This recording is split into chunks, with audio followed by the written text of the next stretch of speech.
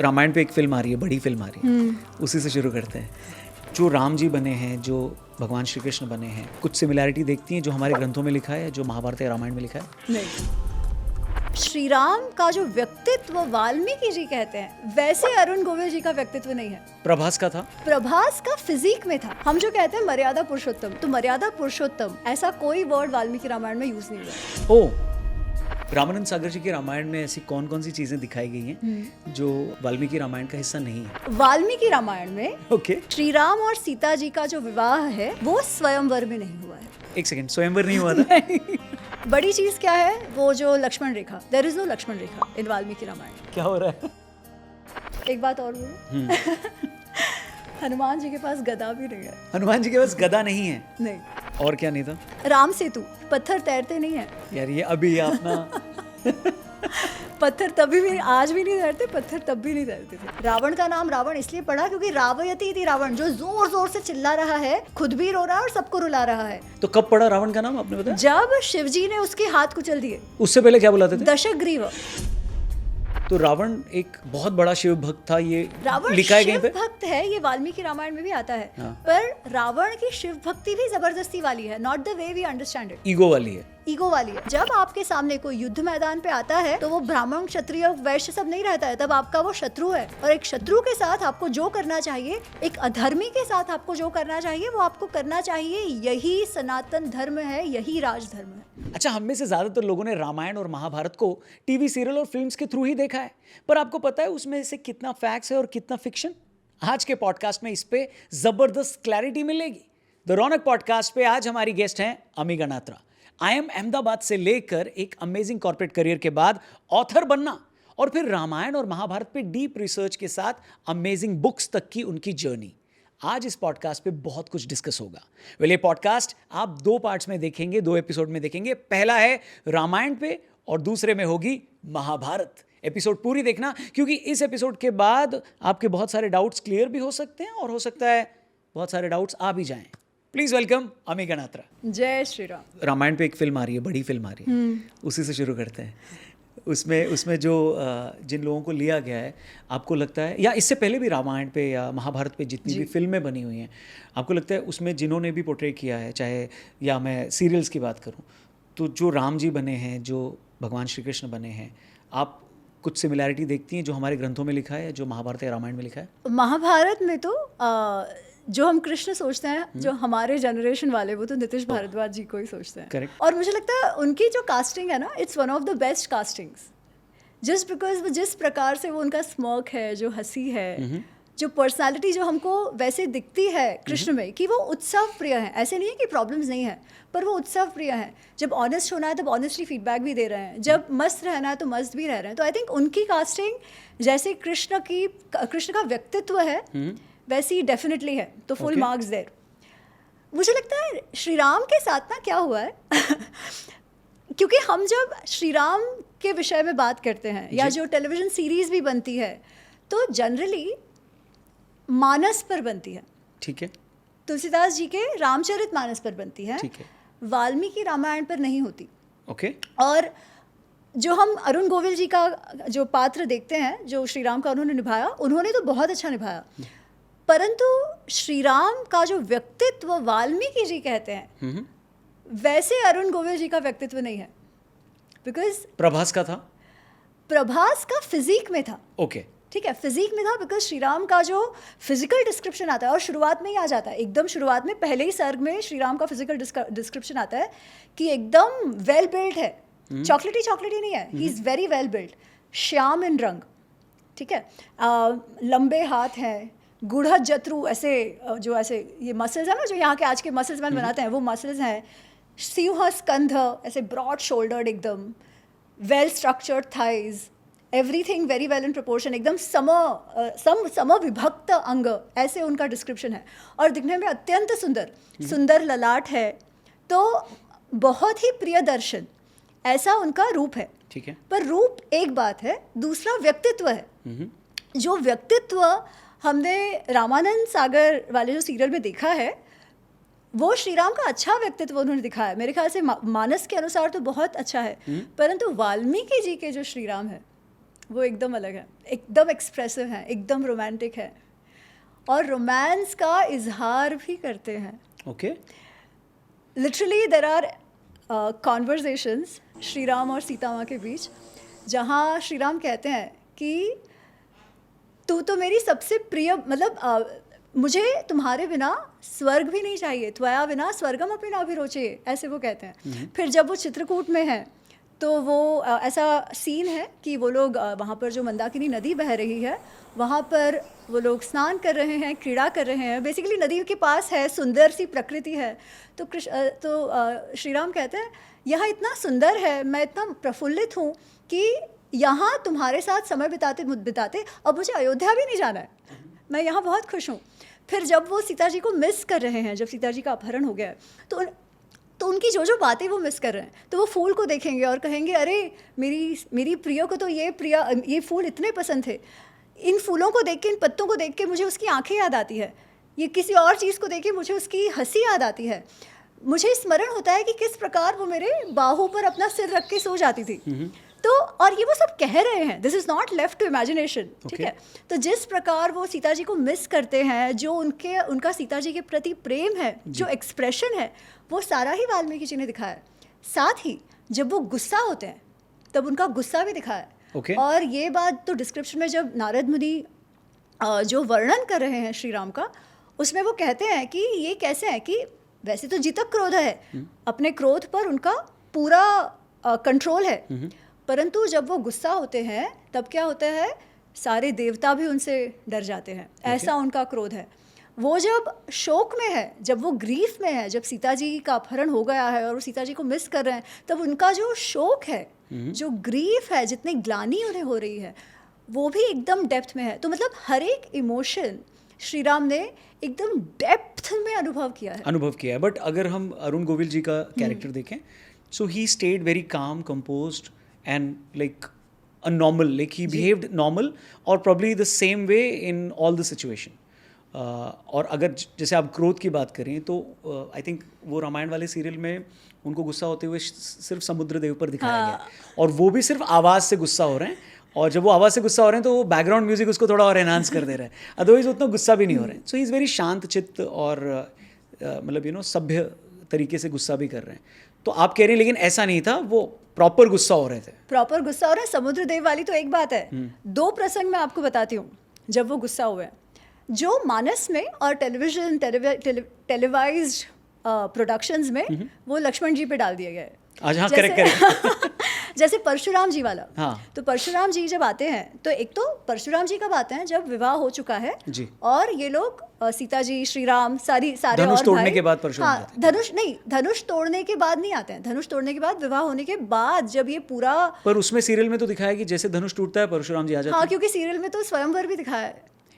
एक सेकंड, स्वयंवर नहीं हुआ था. वाल्मीकि रामायण में ओके, श्री राम और सीता जी का जो विवाह है वो स्वयंवर में नहीं हुआ है. ओके. उसमें क्या होता है कि जनक जो हैं सीता जी के पिता, उन्होंने प्रण लिया है कि सीता जी का विवाह उन्हीं से करेंगे जो वो शिव जी का जो धनुष है उसे तोड़ पाएगा, या तोड़ पाएगा से ज़्यादा प्रत्यंचा चढ़ा पाएगा. ठीक है.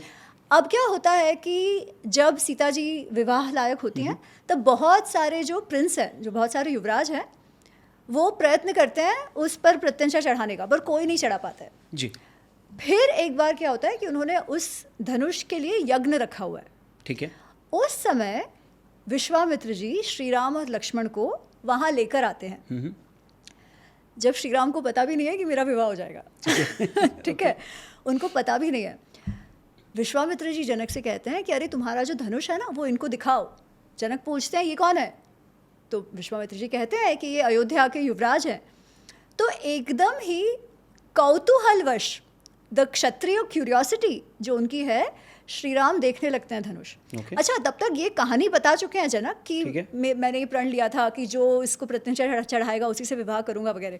बट श्री राम ने इसलिए प्रत्यंचा धनुष नहीं उठाया. उन्होंने तो इसलिए उठाया है क्योंकि उनको देखना था धनुष कैसा है. ठीक है. प्रत्यंचा चढ़ाते हैं और टूट जाता है धनुष. इतने खुश हो जाते हैं जनक कि वो कहते हैं कि अब तो इनका, तुम्हारा विवाह तुम्हें ही मैं मेरी बेटी देता हूँ. बट श्री राम कहते हैं पर मुझे तो परमिशन चाहिए मेरे पिताजी से. तो फिर दशरथ जी को बुलाया जाता है. सो देयर इज नो स्वयंवर going on at that point in time. फिर विवाह हो जाता है, फिर दशरथ जी आते हैं, चारों भाइयों का विवाह होता है, सब हो जाता है. फिर वो लोग जब जा रहे होते हैं, पूरा ग्रुप जब जा रहा है, तभी परशुराम जी आते हैं. अच्छा. और परशुराम जी गुस्से में आते हैं और कहते हैं किसने इतनी हिम्मत की है जो शिव के धनुष को जिसने तोड़ दिया, वो अपने आप को समझता क्या है, ऐसे करके वो गुस्से में कहते हैं. अगर मजाल है तो मेरा ये जो धनुष है, उनके पास विष्णु धनुष है, उस पर प्रत्यंचा चढ़ के दिखाए और मेरे साथ युद्ध करे, तो मैं मानूं कि कुछ सच्ची में कि सही में कुछ पुरुषार्थ है, कुछ पौरुष है, तो मैं देखना चाहता हूँ ये कौन है. तो ऐसे वो गुस्से में बात कर रहे हैं और कह रहे हैं जानते हो तुम लोग मैं कौन हूँ, मैंने 21 बार धरती को क्षत्रियों से मुक्त कर दिया है, वगैरह वगैरह.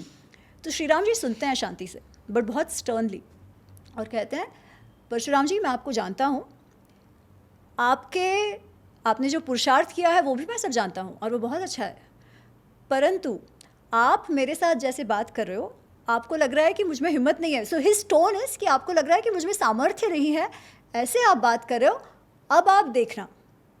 एंड देन वो विष्णु धनुष उठाते हैं, उस पर प्रत्यंचा चढ़ाते हैं और फिर कहते हैं ये विष्णु धनुष है, इसका मैं अपमान नहीं कर सकता, क्योंकि अब मैंने प्रत्यंचा चढ़ाकर उसे खींच लिया है, तो कहीं ना कहीं तो मुझे बाण चलाना पड़ेगा जी.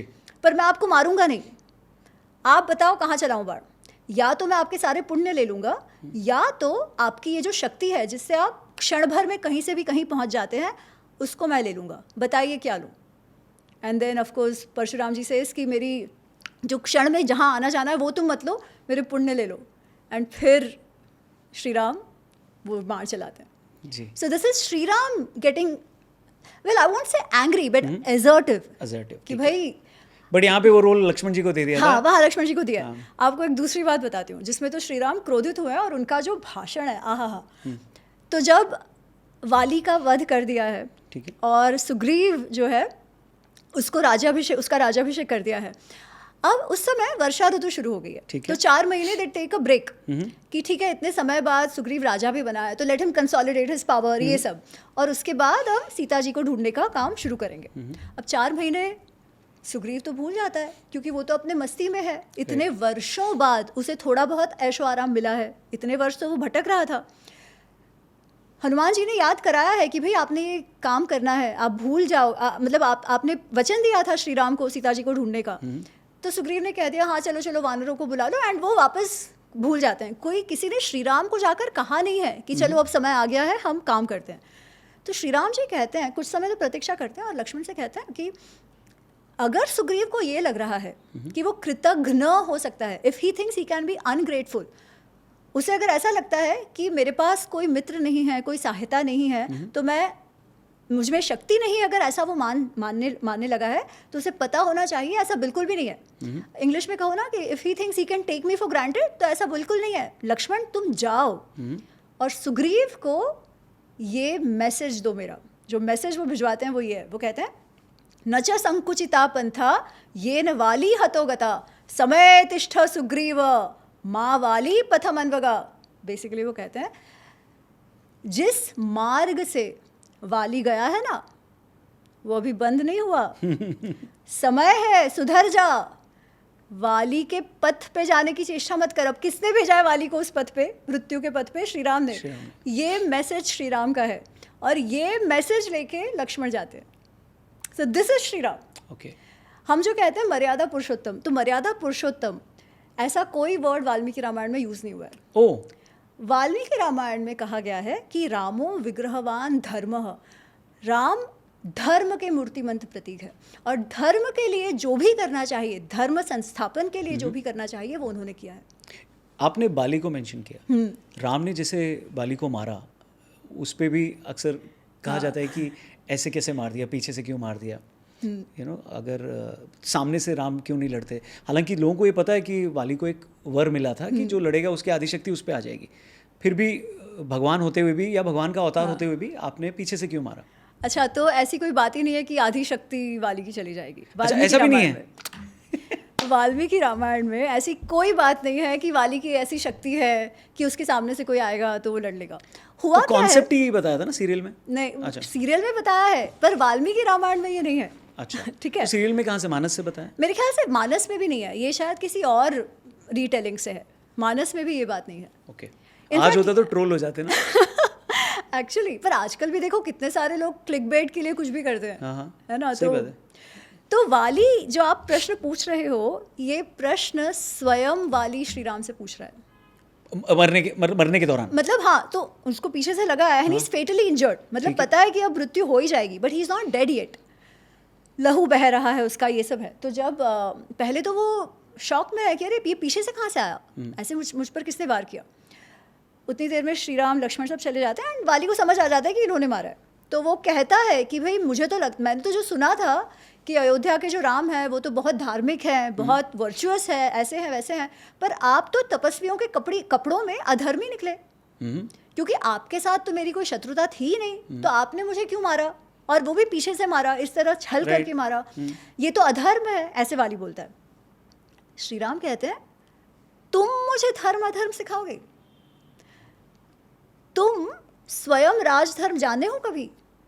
अगर तुम राजधर्म जानते, अगर तुम धर्म अधर्म जानते, तो तुम ऐसा वाद विवाद ही मुझसे ना करते, और तुम वही करते जो मैंने किया है। फिर वो समझाते हैं कि उन्होंने क्यों किया है। वो कहते हैं अयोध्या का जो राज्य है वो चक्रवर्ती राज है, इसीलिए भरत जो है वो इस पूरा जो क्षेत्र है वहाँ का राजा है, और मैं यहाँ वन में भरत का प्रतिनिधि हूँ। तो जहाँ पर भी अधर्म होगा वहाँ पर दंड देकर, अधर्म करने वाले को दंड देकर धर्म संस्थापन करना मेरा कर्तव्य है। तुम्हारा अधर्म क्या था? राम कहते हैं कि सुग्रीव तुम्हारा छोटा भाई है। ठीक है। छोटा भाई बेटे समान होता है, पुत्र समान होता है, शिष्य समान होता है। छोटे भाई की जो बहु पत्नी है वो तुम्हारे पुत्रवधू समान, तुम्हारी पुत्री समान होती है। तुमने क्या किया? तुमने अपनी ही पुत्रवधू को जबरदस्ती छीन लिया, किडनैप कर लिया और उसके साथ दुर्व्यवहार किया है। ऐसा मनुष्य जो अपनी माँ, बहन, बेटी और छोटे भाई की वाइफ मतलब पुत्रवधू पर इस प्रकार कुदृष्टि डालकर गलत व्यवहार करता है, उसके लिए स्मृति में एक ही दंड है, तस्य दंड वध स्मृत। ऐसे मनुष्य के लिए केवल मृत्यु दंड ही है। मैंने तुम्हें दंड दिया है। वो बेसिकली ये समझा रहे हैं कि मैं तुम्हारे साथ युद्ध कर रहा हूँ, आगे से क्यों कर रहा हूँ, पीछे से क्यों कर रहा हूँ, ये कोई बात ही नहीं है। तुमको दंड दिया गया है क्योंकि तुमने इतना घिनौना अपराध किया है। तुम अगर राजधर्म समझते तो तुम यही करते। वो यही समझाते हैं। और फिर और वो 2-3 लॉजिक देते हैं, but basically this is the key part. So this is why. But फिर भी पीछे से मारना ऐसे कोई उसका हिस्सा नहीं था जो आप ये कह रहे हैं कि वर था और ताकत था, वो बस मार दिया ऐसे। देखो, it was a part of strategy and part of दंड।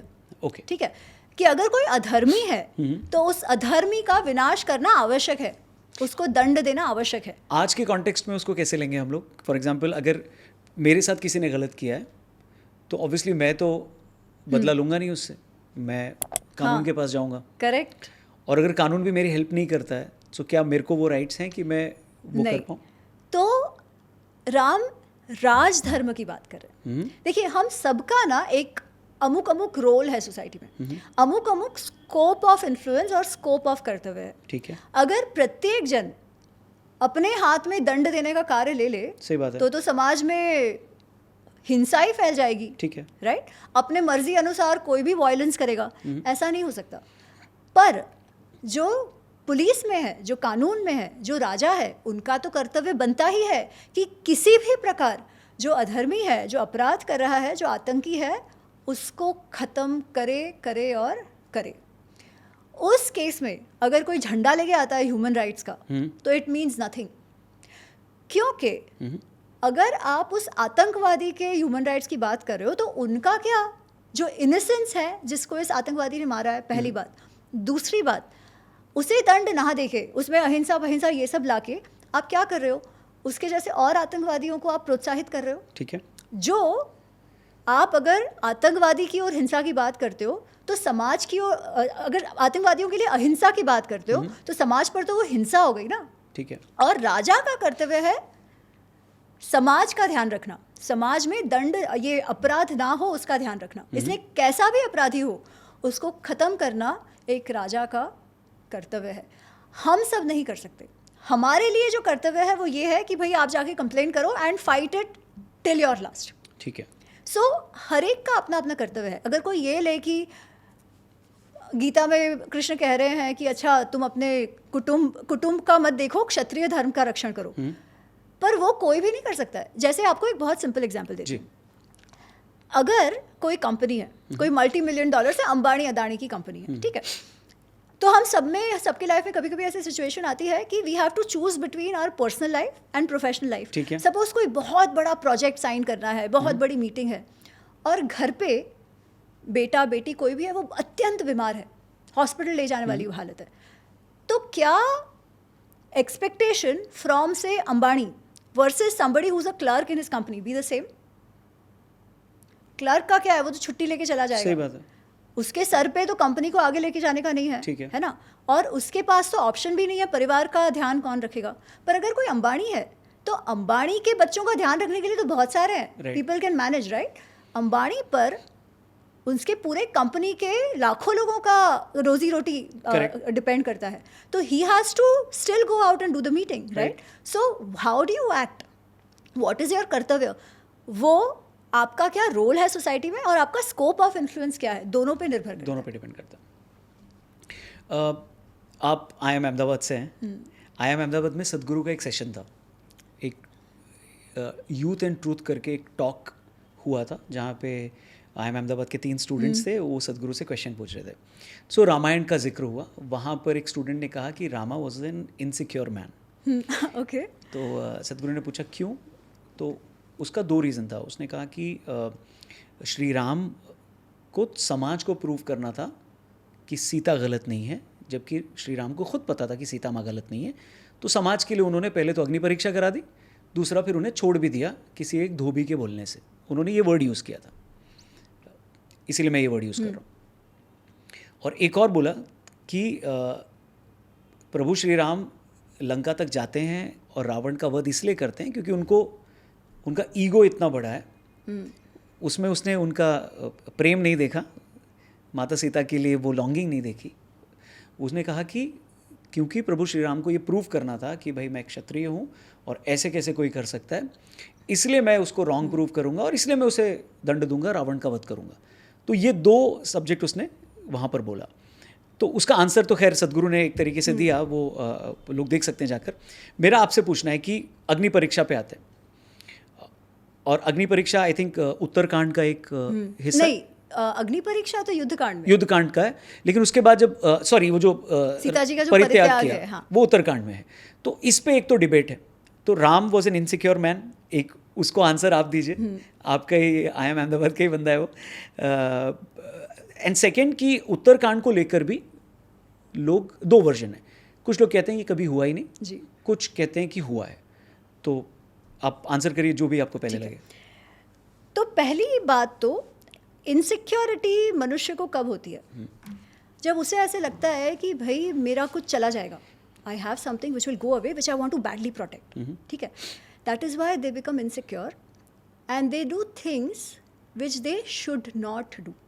ऐसे होता है, ठीक है. तो उसे इनसिक्योरिटी कहा जाता है कि भाई आपसे कोई ज़्यादा इंटेलिजेंट है और आप इनसिक्योर हो गए, तो आप कुछ तो क्रुकेड वे से अपना कुछ काम निकलवा लेते. ठीक है. प्रश्न ये है कि अग्नि परीक्षा के समय क्या श्री राम को स्वयं डाउट था सीता जी पे? वो तो उन्होंने स्वयं भी कहा कि श्री राम को कभी भी डाउट नहीं था सीता जी पे. पर श्री राम को अपने रोल का कि वो क्या हैं, कौन सा रोल निभाने वाले हैं, once he goes back to Ayodhya, उसका बहुत ज़्यादा अवेयरनेस था. ओके. जैसे मैंने अभी आपको कहा, अंबानी और उनका क्लर्क, उन दोनों पे सेम रूल्स नहीं अप्लाई हो सकते. सही बात है. वही चीज़ आप मॉरल कंडक्ट के हिसाब से देखो. ठीक है, एक जो क्लर्क है उसके ऊपर कुछ लांछन लग भी गया तो क्या रिलायंस का नाम खराब होगा? ठीक है, कुछ थोड़ा मोटा हो गया, खत्म, है ना, डजंट मैटर. पर अगर अंबानी पर कुछ भी लांछन लगता है, राहुल गांधी से या किसी से भी, ठीक है, चलो Ambani is not a state president, but तो भी don't we expect them to come clean on it? Absolutely, है ना. अदानी पर जब वो हाइडेनबर्ग का इतना सारा हुआ था, तो हमारे ही लोग नहीं कह रहे थे, हमारे खुद के लोग, कि नहीं उसने तो खराब किया है, लेट हिम प्रूव हिमसेल्फ वगैरह. अरे हम जब ऑपरेशन सिंदूर, तो क्या उसके पहले जो बालाकोट वगैरह हुआ, प्रूफ दिखाओ हुआ है कि नहीं हुआ है. हाँ. जो जनता है वो तो हम ही लोग है ना. करेक्ट. जनता तो प्रश्न पूछती है, और अगर जनता को विश्वास ना हो अपने राजा में, तो फिर राजा का क्या कर्तव्य बनता है? सही बात है। अच्छा, उस समय तो जो राजा है वही उसका शब्द न्याय होता था। तो श्री राम को आभास था कि ये क्वेश्चन आगे उठेगा। वो कहते हैं ये बात, ओके। ये बात वाल्मीकि जी ने कही है कि श्री राम एकदम, वो जब अग्नि परीक्षा, तो होता क्या है कि वो, जैसे मैंने कहा, he was so depress, he was grieving जब सीता जी को लेकर गए तब। और एक बात जो आपने कहा ना, उसका मैं थोड़ा सा डिटूर लेके बताती हूँ प्लीज। कि श्री राम क्या अपने ईगो के लिए गए लंका? ये प्रश्न उठता है। अच्छा, जब हनुमान जी सीता जी को ढूंढते हैं लंका में, तो हनुमान जी सीता जी से कहते हैं कि आप मेरे साथ चलो, क्यों आपको यहाँ रहना है, और मैं आपको लेके जाता हूँ, आप श्री राम से वहीं मिल लीजिए, और यहाँ क्यों दुख लेना है आपको। नहीं जाने का निर्णय सीता जी का था। सीता जी कहती है, पहले तो वो कहती है करे मैं गिर गई तो जहाँ पहुँच ही नहीं पाऊंगी वगैरह वगैरह, but all those are trivial reasons. ठीक है। शी सेज, अगर मैं आपके साथ चलती हूँ तो मुझे छुड़ाने का श्रेय आपको मिलेगा, मेरे पति पे क्या लगेगा, कलंक, कि वो अपने पत्नी का ध्यान ना रख सके, ठीक है, और अगर श्रेय आपको मिले और उनको कलंक मिले, I will not tolerate it. Right. इसीलिए इट इज़ एप्ट कि स्वयं श्री राम आए, रावण का वध करे और मुझे यहाँ से ले जाए। This is Sita ji's decision, this is her call. Okay, तो अगर वो आ जाती पहले तो फिर ये कुछ युद्ध वुद्ध की बात ही नहीं होती ना। Right. But she chooses not to come. She says कि भाई मुझे और दुख होगा तो कोई बात नहीं, पर मेरे पति पर कलंक ना लगे। अब वो कैसे आएंगे, वो 100 योजन पार करके कैसे आएंगे, सेना है नहीं है वो कुछ नहीं जानती। तो अब क्या यही अग्नि परीक्षा समान नहीं हो गया? सही बात। श्री राम का पौरुष का अग्नि परीक्षा इन सम सेंस, राइट। खैर, तो Sita ji is also thinking about Ram. अब जब युद्ध हो जाता है, रावण को मार दिया जाता है वगैरह वगैरह, और अब सीता जी आती हैं, तो श्री राम एकदम कोल्ड हो गए हैं, और वो इतने कोल्ड हो गए हैं कि हनुमान जी और लक्ष्मण जी सारे भौचक्के रह जाते हैं कि हो क्या गया, जो मनुष्य अभी तक इतना उदास था। अच्छा, उसी के कुछ टाइम पहले जब इंद्रजीत ने वो माया सीता बनाई थी जी। और उनको मार डालने का पूरा वो इल्यूजन क्रिएट किया था, तब जब श्री राम को पता चलता है तो वो पूर्णतः टूट जाते हैं। वो कहते हैं अब मैं लड़के भी क्या करूँगा, मैं अयोध्या जाके भी क्या करूँगा, मुझे ये विक्ट्री से भी क्या होगा, मैं तो यहीं रहता हूँ, मुझे कुछ नहीं चाहिए, लक्ष्मण तुम वापस चले जाओ, मैं यहीं पे अपना जीवन त्याग देता हूँ। तो अगर केवल ईगो के लिए आते तो सीता जी के होने नहीं होने से उन्हें कोई फर्क नहीं पड़ना चाहिए था। राइट। अच्छा, इस सब के बाद भी फिर जब सीता जी आती हैं युद्ध समाप्त होने के बाद, तो श्री राम ये कहते हैं कि मैं कोई तुम्हारे लिए नहीं आया, मैं तो मेरे पे कलंक ना लगे इसलिए आया हूँ, तुम्हें जाना हो जाओ। ये सुन के सीता जी भी भौचक्की रह जाती है, लक्ष्मण और हनुमान जी और सब भौचक्के रह जाते हैं, बिकॉज दे आर लाइक क्या बोल रहे हैं, we know this is not true. तो सीता जी कहती हैं कि तुमको विश्वास नहीं था तो आना ही नहीं था ना, I would have died here, why did you come all the way, anyways if you don't trust me, मैं अग्नि परीक्षा देती हूँ। तो वो स्वयं she opts to do that. जब वो हो जाता है और अग्निदेव आते हैं और कहते हैं अस्याम पापम न विद्यते, इसमें कोई भी पाप नहीं है, तो श्री राम कहते हैं अहमपि एव गच्छामि, मुझे तो मालूम है नहीं है, प्रत्यार्थम तो लोकानाम, लोगों के प्रूफ के लिए मैंने उसे रोका नहीं अग्नि परीक्षा देने से। क्यों? क्योंकि एक बार जब वो वापस जाएंगे तब वो केवल राम और सीता हस्बैंड एंड वाइफ नहीं है, तब राजा और रानी है ना। आज के जैसे ड्रोन फुटेज ऐसा सब तो है नहीं, कैसे सीता जी वहाँ गई, लोग 1000 लोग हैं, 1000 बात कर सकते हैं। और अगर आपके राज परिवार पर ही लोगों को विश्वास ना हो तो फिर क्या? अच्छा, लोग सीता जी को एक नॉर्मल लेडी मानते हैं, एक नॉर्मल वाइफ मानते हैं, that is not the case, she is the राज परिवार। अगर श्री राम की रिस्पॉन्सिबिलिटी है प्रजा के लिए, तो सीता जी की भी रिस्पॉन्सिबिलिटी है प्रजा के लिए। Correct. आज भी अगर किसी मंत्री को दाग लगता है तो व्हाट डू वी एक्सपेक्ट कि दे शुड रिजाइन, राइट? तो हुआ तो वही ना। राइट और wrong is a later thing. आज जो हम मानते हैं कि Sita ji was not at fault, वो कैसे मानते हैं? How did that happen? हम भी तो वही लोग हैं ना, राइट। हम भी जो अयोध्या के लोग हैं वही है। तो अगर लोग सिर्फ राजा कहे कि नहीं नहीं मेरी बीवी, मैं तो नहीं, मैं मानता हूँ इनोसेंट है, तो उससे इनोसेंट हो जाती है क्या?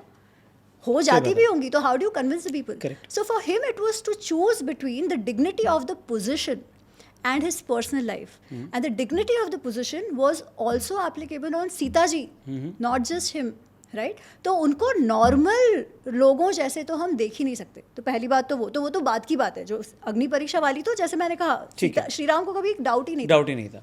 सो उत्तरकांड पे आते हैं. कुछ कहते हैं उत्तरकांड का हिस्सा नहीं हुआ था, उसे बाद में जोड़ा गया. तो ये इसमें क्या रियलिटी है? तो इसमें ना 2 स्कूल्स ऑफ थॉट्स हैं. कोई एकदम श्योरली मानते हैं कि उत्तरकांड जो है उसमें शायद कुछ एक्स्ट्रापोलेशंस हुआ होगा, पर वो वाल्मीकि रामायण का भाग है.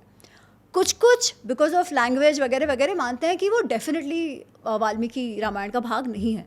तो है या नहीं है वैसे? तो वी रियली डोंट नो. अच्छा. क्योंकि ट्रेडिशनल कमेंटेटर्स जो हैं वो सभी मानते हैं कि है. ओके. जो पिछले 200 वर्षों में जो स्कूल ऑफ थॉट इमर्ज हुई है वो कहते हैं नहीं है. ठीक है. तो इस पे एक उत्तर अभी तक हमारे पास नहीं है. पर again I say that it doesn't matter है कि नहीं है. We still need to answer these questions, क्योंकि हम इसके पास अगर इसका उत्तर नहीं होगा ना और केवल डिसमिस कर देंगे तो ये प्रश्न चलता रहेगा. ठीक है. और मुझे लगता है इसे देखने का एक दृष्टिकोण है. पहली बात तो केवल धोबी के कहने पे भेज दिया था ऐसा नहीं है. ओके. अयोध्या भर में अपवाद हो गया है. एवरीबडी इज गॉसिपिंग कि अरे ये सीता जी को कैसे अपने साथ रखते हैं, जो 1 वर्ष तक वो रावण के क्रीड़ा घर में रहकर आई थी वगैरह वगैरह. ये बात जब श्री राम को पता चलती है तो वो बहुत एजिटेट होते हैं, वो बहुत उदास होते हैं और वो लक्ष्मण को बुला के कहते हैं देखा लक्ष्मण, मुझे मालूम था लोग ऐसी बात करेंगे, इसलिए मैंने सीता को अग्नि परीक्षा से रोका नहीं. पर अभी भी वो लोग ये बात कर रहे हैं और इसलिए अब मुझे लगता है कि I have only one way and I have to let her go. And he lets her go. बात वहीं रुक कर आती है.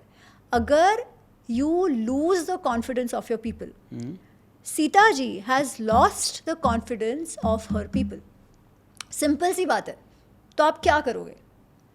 अगर आप उसको एक नॉर्मल वाइफ की तरह देखोगे तो आपको लगेगा श्री राम ने किया वो गलत है. सीता जी पर के दृष्टि से ऑफकोर्स इट इज़ अनफेयर. ठीक है, of course it is unfair, of course it leaves a very bad taste in our minds and hearts for it. कि भाई हम तो जानते हैं, पर हम कैसे जानते हैं कि वो इसका विरोध सारे लोगों ने किया था उस टाइम, या लोगों ने एक्सेप्ट कर लिया कि श्री राम का डिसीजन है तो है? बिकॉज लोगों को तो लगता ही था ना कि सीता जी गलत है. राज्य में जो मिनिस्टर्स थे, मिनिस्टर्स की तो बात ही नहीं है, आपकी समाज की बात है ना. और अगर आप राजधर्म देखो, जो हम अर्थशास्त्र में देखते हैं, जो रामायण में देखते हैं, जो पहला पाठ राजधर्म का जो श्री राम ने विश्वामित्र जी से सीखा है वो ये है कि प्रजा रक्षण के लिए आपको जो भी करना पड़े एट एनी कॉस्ट, अच्छा बुरा पाप पुण्य आपको कुछ नहीं देखना है. आपकी प्रजा की खुशी उसमें है, अगर प्रजा की रक्षा उसमें है, अगर प्रजा का वेलबींग उसमें है तो आपको वो करना चाहिए. ये राजधर्म है.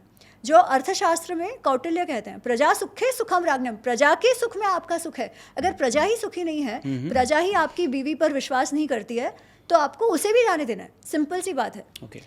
अच्छा, अब ऑप्शन क्या था श्री राम के पास, ये प्रश्न उठता है. एक तो है कि जो उन्होंने किया वो किया. दूसरा है वो कहते हैं लोगों को कुछ भी बोलने दो, मैं तो जानता हूँ मेरी वाइफ गलत नहीं है, मैं सबको बता दूंगा.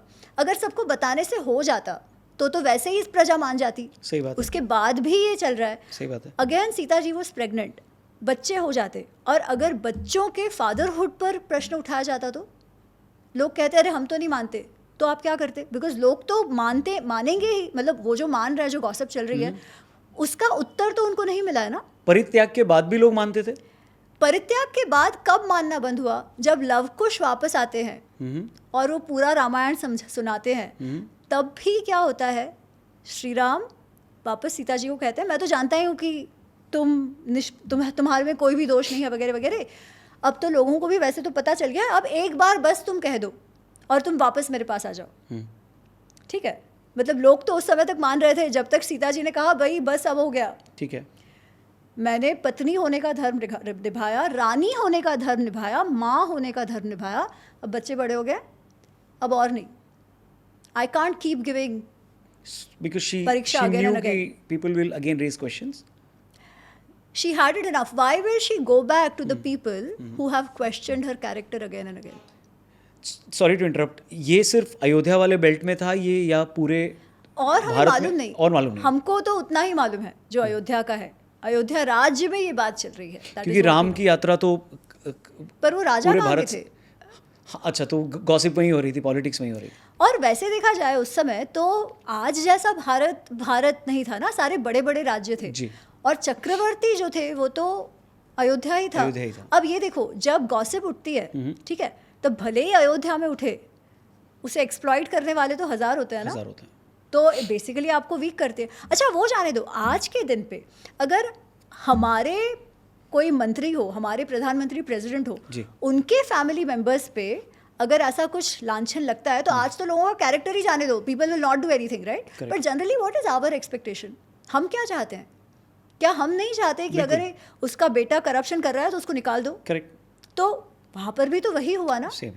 तो हम हमारे जो लीडर्स हैं उनसे तो चाहते हैं कि वो श्री राम जैसा बर्ताव करे, बट श्री राम ने जब बर्ताव किया तब हम उनको मिसोजिनिस्टिक, इनसिक्योर, फलाना ढिकाना सब कह रहे हैं। रामायण का पॉइंट ये है कि जब आप राजा हो, जब आप लीडर हो, तब कई बार ऐसी परिस्थितियाँ आती हैं कि आपको आपके कर्तव्य, जो राज्य के प्रति कर्तव्य है, आपको एज ए लीडर जो कर्तव्य है, और आपका परिवार जो पर्सनल लाइफ है, उसके बीच चॉइस करना पड़ता है, हाउएवर डिफिकल्ट। श्री राम ने जो आइडियल सेट किया वो ये है कि प्रजा के सुख के लिए अगर पर्सनल दुख भी मुझे उठाना पड़े तो मैं वो उठाऊंगा। पर एक बात श्री राम ने करी विच हैज़ हेल्प्ड कि आज हम जो सीता माँ को के लिए हमारी जो सहानुभूति है वो श्री राम के एक एक्शन से है, और ए रादर लैक ऑफ एक्शन से है। आज जैसे है कि भाई one man one women monogamy, तब थोड़ी मोनोगैमी थी। और लोग कहते हैं कि अरे श्री राम ने तो सीता जी को वचन दिया था कि वो तो किसी और से कभी विवाह नहीं करेंगे, केवल एक ही पत्नी रखेंगे। ऐसा कुछ नहीं है वाल्मीकि रामायण में। अच्छा। ठीक है, ऐसा कुछ भी नहीं है, एक पत्नीत्व का ऐसा कोई उल्लेख ही नहीं है। ओके। उनके पिताजी की तो कितनी सारी रानियां थी, है ना? उसके बाद भी जो आए, तीन थी या तीन, हाँ, तो तीन मुख्य रानियां थी जी। उसके बाद जितने आए उसमें भी तो कितने सारे राजाओं की मल्टीपल रानियां तो रही ही हैं, इतने वर्षों तक रही हैं। शिवाजी की 8 रानियां थी, राइट? तो श्री राम ने विवाह क्यों नहीं किया? और उस एक एक्शन से उन्होंने क्या दिखाया? वो दिखाते हैं अपने एक्शन से कि प्रजा, आपको आपकी रानी पर भरोसा नहीं है, understand, the rani has to go, पर मुझे मेरी पत्नी पर भरोसा है। मेरे पत्नी की जगह कोई और कभी नहीं ले सकता, रादर सीता की जगह कोई कभी नहीं ले सकता, बिकॉज आपको भले ही विश्वास ना हो, मुझे तो पूर्ण विश्वास है मेरी पत्नी पर। वो तो जगह खाली रहेगी, भले रानी को आप जाने दो। रानी को मैं जाने देता हूँ, पत्नी को इसलिए वो यज्ञ में भी बैठते थे तो एक मूर्ति साथ होती थी। अच्छा, इसमें एक और एस्पेक्ट आपको बताती हूँ जी। उनके पिता ने क्या किया। उनके पिता के सामने भी यही समस्या थी जी। एक और अपनी पत्नी को जो वचन दिया, दूसरी ओर जो राज्य को वचन दिया, क्योंकि राज्य, जो श्री राम का राज्याभिषेक का जो निर्णय लिया गया था, वो केवल एक दिन दशरथ सपने से उठे और बोल दिया श्री राम को राजा बनाओ, ऐसे नहीं था। It was like a proper consensus building exercise, जहाँ सभी जो राज्य के मंत्री थे, जो सभासद थे, जो और सामंत राजा थे, सबने मिलकर निर्णय लिया था श्री राम को राजा बनाना। तो दशरथ जी ने वचन दिया था प्रजा को जी कि राम को राजा बनाना है। तो जब प्रजा और पत्नी के बीच चूज करने का आया तो दशरथ जी ने क्या किया? और उन्होंने ये किया जी। उसका आउटकम क्या हुआ? तो लोग क्या कहते अगर वापस वही करते तो श्री राम, कि ये लोग तो है ही ऐसे, प्रजा का कुछ नहीं देखते, प्रजा का सुख, प्रजा क्या चाहती है, प्रजा कई बार गलत भी चाहे तो भी क्या, प्रजा तो प्रजा है। हम आज भी कहते हैं ना डेमोक्रेसी में भी, people, it doesn't work that way, वो जाने दो, but the idea is that only, right? You choose your raja, right? The raja has to cater to the people's needs and wishes, that is how it is. फिर थोड़ा सा एक पीछे जाते हैं, अगर ये सब होना ही था तो इसलिए ये हुआ है। ओके। यू नो, एक थियरी ये भी है ना कि अगर रावण का वध करना था तभी इतना पूरा ड्रामा हुआ, तो अगर ये होना ही था तो फिर इसमें दुख क्यों है, सुख क्यों है? वो तो भगवान तो सो क्या ये सिर्फ एक मैसेजिंग के लिए था, समाज इससे कुछ सीख पाए, या ये एक्चुअल में हुआ था? एक और फंडामेंटल क्वेश्चन है, ये एक्चुअल में हुआ था। क्यों हुआ था? देखो, हिस्ट्री से हम सीखते हैं जी, पर हिस्ट्री क्या हमारे सिखाने के लिए हुई थी? हिस्ट्री तो हुई थी। वैसे ही रामायण जो है या महाभारत जो है, अक्सर ऐसे सीरियल्स में होता है कि हाँ। भगवान ने डिसाइड किया कि ये सब होगा तो भगवान जन्म लेते हैं और फिर रावण का वध होता है और इसीलिए ये सारा कुछ खेल होता हाँ, वो एक तरीका है देखने का जो आप भक्ति से देखते हो कि ये सारा लीला है। ठीक ठीक है, है। वो भक्ति के अनुसार ठीक है। ठीक। उससे फिर आपको क्या सीखने मिला? बिकॉज आप जानते हो कि आपके जीवन में क्या होने वाला है।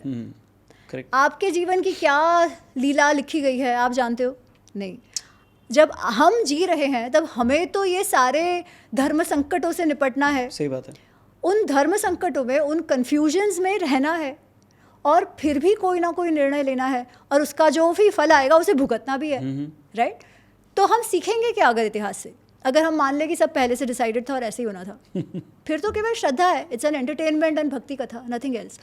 पर हमारे ऋषियों ने ही कहा है कि ये उसके लिए नहीं है, ये इतिहास है। इतिहास मतलब क्या? पूर्ववृत्तम कथायुक्तम, जो पहले हो चुका है कथा रूप में हमें बताया गया है। क्यों बता रहे हैं? ताकि हमें हमारे पूर्वजों के जीवन से हमारा जीवन जीने का कुछ ना कुछ सीख वे आउट मिल पाए, that because same circumstances, situations आपके सामने आएंगे, so how to tackle them. छोटी बड़ी आप देख लो, महाभारत में और रामायण में बेसिकली क्या हो रहा है? हर पात्र अलग अलग धर्म संकटों से गुजर रहा है। Right. हर समय निर्णय लेना है। निर्णय कैसे ले? दो कर्तव्य हैं, दोनों इंपॉर्टेंट है, उसमें आप कैसे डिसीजन लो। कुछ इजी होते हैं, कुछ नहीं। ठीक है। सेम महाभारत में हो रहा है, राइट? तो फिर कैसे निर्णय ले? हमारे जीवन में इतने बड़े बड़े ना हो, क्योंकि हम लोग कोई हमेशा प्राइम मिनिस्टर प्रेसिडेंट नहीं है, वो लोग तो लीडर्स की बात कर रहे हैं। बट इवन हमारे जीवन में, हमारे परिवार में भी तो हम लीडर हैं। हमारे समाज में जो छोटू सा है क्यों ना हो, हम तो लीडर हैं। तो हाउ डू यू डिसाइड जब इतने दो इम्पॉर्टेंट कर्तव्य ही एक में एक के सामने आ जाए? कैसे डिसाइड करें? तो अपने पूर्वजों से हमें हमारा जीवन जीने का गाइडेंस मिलता है। और दूसरा ये सीखते हैं कि भाई कितने भी आप भगवान मान लो, ये करो वो करो, सबके जीवन में उतार चढ़ाव तो आते ही रहते हैं, आते ही रहते हैं, आते ही रहते हैं। It's a game, it's a part of life, and you still have to live through, you still have to take your decisions and take decisions in a way कि आपको रिग्रेट ना रहे। That is the only thing you can do. दुख सुख तो आते ही रहेंगे। ठीक है। रामानंद सागर जी के रामायण में ऐसी कौन कौन सी चीज़ें दिखाई गई हैं जो फिक्शनल हैं, जो वाल्मीकि रामायण का हिस्सा नहीं है? हाँ, that is a better way to ask कि वाल्मीकि रामायण का हिस्सा नहीं है। ठीक है। एक तो जो मैंने कहा कि श्री राम का जो व्यक्तित्व है वो तो सबसे बड़ी बात है। Okay. दूसरा स्वयंवर, कि श्री राम सीता माँ का जो विवाह है वो स्वयंवर में नहीं हुआ है, और ना ही उनका कोई प्रेम प्रसंग है पहले। उन दोनों के बीच प्रेम होता है पर विवाह के बाद होता है, क्योंकि नहीं तो हम देखते हैं ना सेम मॉडल आज भी चलेगा। हाँ कि पहले शादी करो फिर प्यार करो। यार मुझे लगता है ये ना डेस्टिनी की बात है। अच्छा, अब आप डेस्टिनी ले आए, क्योंकि मुझे हिस्ट्री से सीखना है। आप डेस्टिनी विवाह की बात तो ये है हाँ। कि अच्छा, क्योंकि इस केस में विवाह के बाद प्रेम हुआ है। ठीक है। रुक्मिणी कृष्ण के लाइफ में क्या हुआ है? प्रेम पहले विवाह बाद में, राइट? तो इवेंचुअली क्या टिकता है वो तो आप कैसे टिकाते हो उस पर डिपेंड करता है। ये तो एक बस तरीका है मिलने का। ठीक है। तो स्वयंवर हुआ और प्रेम प्रसंग पहले नहीं था, शादी के बाद हुआ। ये छोटे छोटे चीजें। बड़ी चीज क्या है? वो जो लक्ष्मण रेखा, देयर इज नो लक्ष्मण रेखा इन वाल्मीकि रामायण। क्या हो रहा है? लक्ष्मण रेखा वाल्मीकि रामायण में नहीं है। लक्ष्मण की रेखा टूटती है पर not a literal rekha. Okay. Lakshman के सहनशीलता की रेखा टूटती है क्योंकि सीता जी उन्हें इतने अपशब्द कहते हैं because she wants him to go and find Shri Ram. Okay. तो लक्ष्मण जी पहले तो सुन लेते हैं, फिर वो ऐसे शब्द कहती हैं लक्ष्मण से, बिकॉज वो भी टेंशन में है। वो चाहती हैं कि भाई किसी भी कीमत पर लक्ष्मण जाए। तो यहाँ तक सीता जी कहती हैं कि अरे तुम तो तुम्हारे भाई के शत्रु हो, तुम तो आए ही हमारे पीछे इसलिए हो क्योंकि तुम्हारी नज़र मुझ पे थी। तुम तो भरत से मिलके हमारे पीछे पीछे आ रहे हो। तुम तो चाहते हो कि राम का विनाश हो जाए, पर मैं तुमको कह देती हूँ अगर राम को कुछ हुआ तो मैं तुम्हारे हाथ में नहीं आने वाली हूँ। पहले तो सुनते हैं लक्ष्मण और फिर कहते हैं कि आपकी बुद्धि भ्रष्ट हो गई है। आपके जो शब्द है वो मेरे कानों में पिघले लोहे जैसे चुभ रहे हैं। ठीक है, वन देवता आपकी रक्षा करे, मैं जा रहा हूँ। Because he couldn't handle it afterwards. बेचारे लक्ष्मण जी ने अपना पूरा जीवन दे दिया इन दोनों को। सही बात है। उनकी सेवा कर रहे हैं and he heard this. Of course not to blame Sita ji, she was also under stress, right? इतना प्रेम है उनको श्री राम से। खैर, सो ये एक है कि लक्ष्मण रेखा नहीं है। तो अच्छा, तो उन्होंने वन देवता को बोल के वो चले गए बस? हाँ, बट ऐसा कुछ मतलब वो रेखा ऐसे कोई उनकी कि वो रावण अंदर पाँव रख रहा है, पीछे आ रहा है, ऐसा सब कुछ नहीं है। वो वहाँ पे अपने कुटिया में बैठी है और ये है। और क्या नहीं था? राम सेतु, पत्थर तैरते नहीं है यार। ये अभी आप ना पत्थर तभी भी आज भी नहीं तैरते, पत्थर तब भी नहीं तैरते थे। Ram Setu is a proper engineering exercise जिसमें नल जो है, हाँ। नल नील की बात होती है ना, पर इसमें केवल नल मतलब राम सेतु तो था ना? राम सेतु था, अच्छा ठीक है। पर तैरते पत्थरों वाला नहीं है। पता चला फिर हमारे इस पॉडकास्ट के बाद कंट्रोवर्सी हुई कि नहीं। ये दो मिलके बता रहे हैं कि राम सेतु नहीं था। नहीं, राम सेतु तो है, ठीक है, पर तैरता हुआ, तैरते पत्थर नहीं। पत्थरों का नहीं है। ठीक है। It's a proper engineering exercise. Okay. जो नल है हाँ। वो बड़े बड़े पत्थर एकत्रित करवाता है सभी वानरों से, बड़े बड़े ठीक है। जो पेड़ के ये होता है ना तन्हे, जो स्कंध, Right. वो सब बांध बांध के प्रॉपर ब्रिज बनाया जाता है। ठीक है। तो उसमें कोई मैजिक नहीं है कि पत्थर पे राम जी का नाम लिख दिया, ऐसा कुछ नहीं है। ठीक इट्स अ है। Proper engineering exercise. एक बात और बोलूं, हनुमान जी के पास गदा भी नहीं है। हनुमान जी के पास गदा नहीं है? नहीं, जो हनुमान जी की गदा का डिपिक्शन है, हाँ। वो पिछले 700-800 साल का डिपिक्शन है। ओके। हाँ, वाल्मीकि रामायण में हनुमान जी के पास ही नहीं, तो इतने लोगों का संहार जो उन्होंने किसी किया है, भी तो किसी भी किस शस्त्र वानर से के किया था? पास, किसी भी वानर के पास गदा नहीं है। नहीं, तो हनुमान जी ने जितने भी राक्षसों का संहार किया हाँ। वो किससे किया फिर? क्या था? अच्छा, हाथ से किया। हाथों से। तो वानर जो लड़ते थे, वानर बहुत शक्तिशाली थे। वो अपने हाथों से, अपने नाखूनों से लड़ते थे। बड़े बड़े पत्थर फेंक के लड़ते थे, ऐसे पेड़ उखाड़ के फेंक के लड़ते थे। This is how they fought. तो एक्चुअली गदा नहीं होना उनका कोई अपमान नहीं है, हाँ, ये ठीक है। दिखाता है कि वो बहुत ज़्यादा शक्तिशाली थे। और दूसरा ये है कि जैसे भक्ति बढ़ती है तो इमेजरी में भी बदलाव आता है। ठीक है, फेयर इनफ। तो उस प्रकार है। तो कई बार ना लोग बहुत ऑफेंड हो जाते हैं कि ये क्या कह रही है कि गदा नहीं है, पर हमने तो गदा से ही देखा है। तो कोई बात नहीं है, ऐसा नहीं है कि आज हनुमान जी को हमें गदा के बिना पूछना है, ऐसा नहीं है। पर आज भी ऐसे मंदिर हैं जो मेरे ख्याल से 11वीं 12वीं शताब्दी के हैं, जो मध्वाचार्य संप्रदाय के एक अच्छा। ये साधु थे जिन्होंने उन मंदिरों की स्थापना 11th सेंचुरी वगैरह की थी। उसमें वो 700 मंदिर है जिसमें कहीं पर भी गदा नहीं है। कुछ पुराने मंदिर है नेपाल में वगैरह जहाँ कहीं पर भी हनुमान जी की गदा की बात नहीं है। खैर, ये तो एक ट्रिवियल बात है, मैं कह रही हूँ ना, डजंट मैटर, पर मैं कह रही हूँ फ़र्क क्या है। एक और बात, एंड अ वेरी इंपॉर्टेंट बात, रावण ने, आप मुझे बताओ, रावण ने सीता जी का अपहरण क्यों किया? बहन का बदला लेना था, शूर्पणखा का नाक और कान काटा था ये लक्ष्मण हमने जी ने। सुना है। हाँ ओके, आपको कहानी बताऊं? हाँ। तो होता ये है कि शूर्पणखा का नाक और कान काट देते हैं लक्ष्मण जी। क्यों? क्योंकि शूर्पणखा सीता जी पे अटैक करती है। ठीक है। बिकॉज उसे ये लग रहा है कि ये सीता के कारण ये दो मुझे भाव नहीं दे रहे हैं। और पहले जब वो श्री राम को कह रही है कि मेरे साथ विवाह कर लो, तो वो कहती है अरे तुम्हारी पत्नी तो कितनी कुरूप है, कितनी बदसूरत है। तो राम को गुस्सा आया था इस पे? नहीं, राम जी तो सुन लेते हैं। अच्छा। ही जस्ट सेज कि नहीं तुम्हारे साथ विवाह नहीं करना, और मेरी तो पत्नी है, तुम लक्ष्मण के साथ विवाह करो। लक्ष्मण कहते हैं मैं तो राम का दास हूँ, तुमको दासी बन के क्यों रहना है, right? So both of them basically reject her. उसे लगता है it is because of Sita. Shurpanakha को लगता है कि अगर मैं सीता को रास्ते से निकाल दूँ तो फिर ये दोनों मेरी बात मान जाएंगे, इसलिए वो सीता जी पे अटैक करती है। वो जब अटैक करती है तब श्री राम कहते हैं अब ये बहुत हो गया, this is not acceptable, Lakshman इनको दंड दो। और उसे दंड मिलता है नाक कान काटने का। तो पहले तो शूर्पणखा वो खरदूषण को बोल के वो 14,000 राक्षसों से हमला करवाती है। राइट। श्री राम सबको ख़त्म कर देते हैं। नाउ शी इज़ लाइक इनसे तो कुछ नहीं होना। तो वो रावण के पास जाती है। तो पहले तो रावण को कुछ पता ही नहीं कि हुआ क्या है, वो तो अपने मस्ती में है। फिर शूर्पणखा कहती है कि अरे क्या तुम कैसे राजा हो, तुम्हारे इतने सारे सैनिकों को मार दिया, तुम कुछ नहीं जानते, ये तो ठीक नहीं है, ऐसा सब थोड़ा झापती है। और फिर कहती है देखो मेरे साथ क्या हुआ। तो रावण कहता है कि अरे क्या हो गए, नाक कान कट गए। शूर्पणखा कहती है भैया मैंने ना जंगल में एक इतनी सुंदर स्त्री देखी। कैसी स्त्री? जो ना किसी अप्सरा, किसी यक्षी, किसी स्त्री को मैंने नहीं देखा है जो उसके जितनी सुंदर है।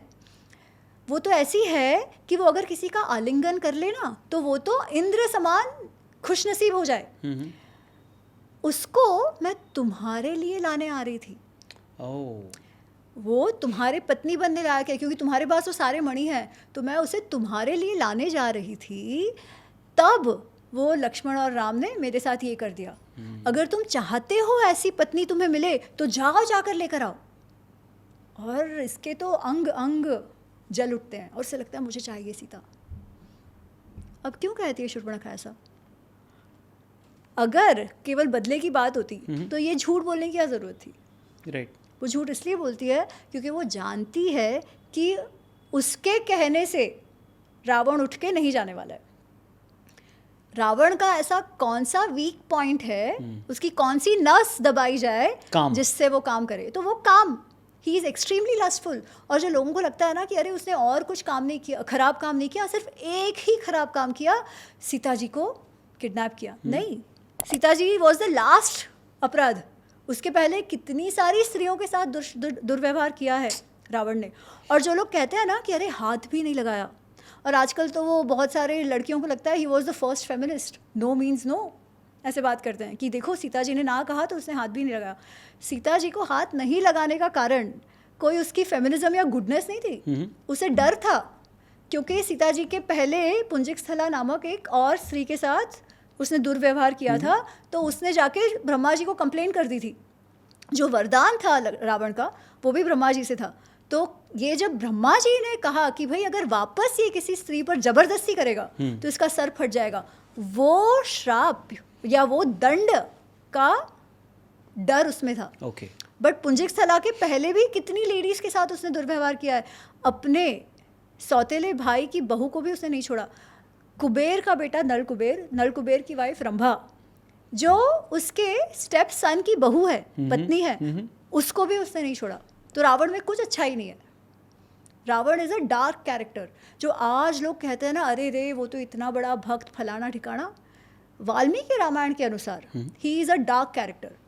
और फिर वैसी बात आती है कि अरे श्री राम ने तो लक्ष्मण जी को भेजा युद्ध के बाद कि जाओ उससे ज्ञान लेके आओ। ये भी कुछ नहीं हुआ है वाल्मीकि रामायण में। अच्छा, और क्या है जो नहीं है जो ये सारे बड़े वाले हैं। अच्छा, वो फिर वो छोटी छोटी चीज़ें, जैसे वो अंगद की वो जो पूंछ टक टक टक टक टक टक होती है, फिर उस पे बैठ जाते हैं। हाँ, वो भी वाल्मीकि रामायण में नहीं है। तो बहुत सारे ऐसे जो मिराक्युलस चीज़ें हैं ना, वो वाल्मीकि रामायण में नहीं है। बट लंका को जलाया था हनुमान जी ने, वो सब है ना। बाकी मेन चीज़ें तो आपने कवर देखा है। जो कोर है वो तो वही है, वो तो है। हाँ, जो एम्बेलिशमेंट्स कुछ कुछ है वो नहीं है। तो श्री राम जाते हैं, रावण को मारते हैं, लंका पे अटैक होता है। उस टाइम पे कोई इसको ह्यूमन राइट्स का वायलेशन देखता है? जैसे अगर मैं आज के कॉन्टेक्स्ट में देखूं तो भारत की सेना जाती है पाकिस्तान में जो आतंकी ठिकाने हैं, ऑपरेशन सिंदूर, उस पर अटैक करती है और फिर वापस आती है। तो इसमें दो वर्जन आते हैं कि नहीं तुमने तो अटैक ही नहीं किया। तो क्या उस टाइम किसी ने ये बोला था कि नहीं नहीं श्री राम ने तो लंका पर आक्रमण ही नहीं किया? जिसको कहना है कहे, रावण तो मर गया, रावण मर गया। इसके बाद आप कह रहे हो कि यार मैं देख रहा हूँ, मैं पाकिस्तान ने 150 मृतकों को उनका वो अवार्ड दे दिया, फिर भी हमारे वाले पूछ रहे हैं प्रूफ दो कहाँ मरे, है ना। अब ऐसे पूछने वाले तो तभी रहे भी होंगे, पर उससे क्या फ़र्क पड़ता है, जो मरे हैं वो तो मरे ही हैं। तो अगर अटैक करना है तो अटैक करना है, क्योंकि राष्ट्र के लिए, यानी राजधर्म ये कहता है। एब्सोल्युटली। अच्छा, उसमें भी श्री राम ने रावण को अवसर दिया कि युद्ध ना हो। 2 बार कहा गया कि भाई तुम भेज दो सीता को वापस। पहली बार तो जब हनुमान जी स्वयं लंका गए हैं तभी वो रावण से मिलते हैं, है ना, कि वो अपने सब लंका का ध्वंस कर देते हैं, अशोक वाटिका का पकड़ा लेते हैं अपने आप को और रावण के पास जाते हैं। वो कहते हैं उससे कि तुम सीता को छोड़ दो वरना तुम्हारा सब नष्ट हो जाएगा। ठीक है। Does he leave Sita ji? No. उसके बाद अंगद के द्वारा फाइनल मैसेज कहा जाता है कि अभी भी समय है, युद्ध टाल सकते हैं अगर तुम सीता जी को छोड़ दो। ठीक है। फिर भी वो नहीं मानता, तो फिर क्या करो आप? जो मनुष्य अधर्म पे अधर्म करे जा रहा है तो फिर आप क्या करो? तो राम रिपेंटेंस के लिए जाते हैं कहाँ? 1 साल, मतलब वो जाते हैं प्रायश्चित के लिए रावण को मारने के बाद। ऐसा कुछ वाल्मीकि रामायण में नहीं है। आपने किसी अधर्मी को मारा है जिसने इतनी सारी स्त्रियों के साथ अत्याचार किया है, उसके लिए आप प्रायश्चित करोगे?